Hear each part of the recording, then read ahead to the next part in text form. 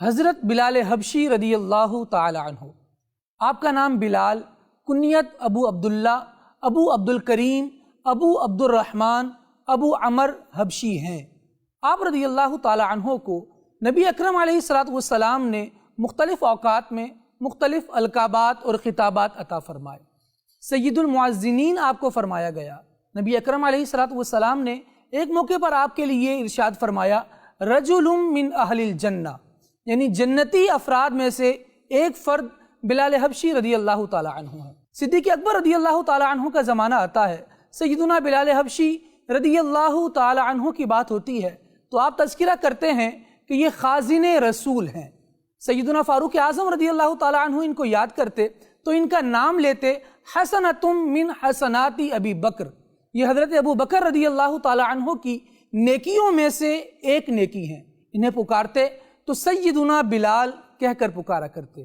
آپ رضی اللہ تعالی عنہ کے والد کا نام رباح اور والدہ محترمہ کا نام حمامہ ہے۔ آپ رضی اللہ تعالی عنہ سابق الاسلام ہیں، یعنی ان افراد میں سے ہیں کہ جنہوں نے ابتدائے اسلام میں ہی ایمان قبول کر لیا۔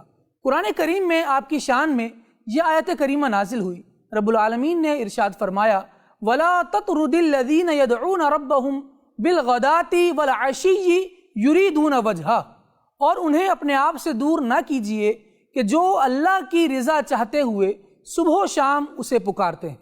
نبی اکرم علیہ السلام نے حضرت بلال حبشی رضی اللہ تعالی عنہ کی طرف اشارہ کر کے ارشاد فرمایا کہ بلال حبشی رضی اللہ تعالی عنہ جنتی اونٹنی پر سوار ہو کر آذان کہیں گے، اور جب اشہد ان محمد رسول اللہ اذان کے ان کلمات تک پہنچیں گے تو تمام انبیاء اور ان کے امتی انہیں دیکھ رہے ہوں گے۔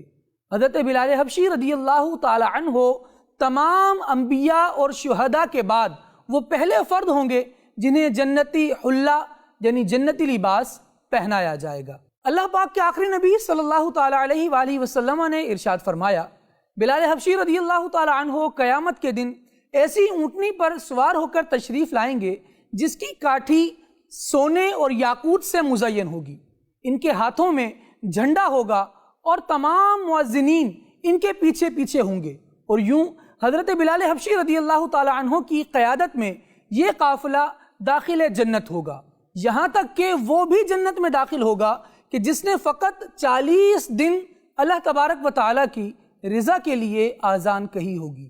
آپ رضی اللہ تعالی عنہ کی وفات سن 20 ہجری میں ہوئی، اور آپ رضی اللہ تعالی عنہ کا مزار ملک شام میں مرجع خلائق ہے۔ اللہ تبارک و تعالی حضرت بلال حبشی رضی اللہ تعالی عنہ کے صدقے ہمیں بھی عشق رسول کی خیرات عطا فرمائے، اور ان کے عشق رسول کا فیضان دنیا اور آخرت میں ہمیں عطا فرمائے۔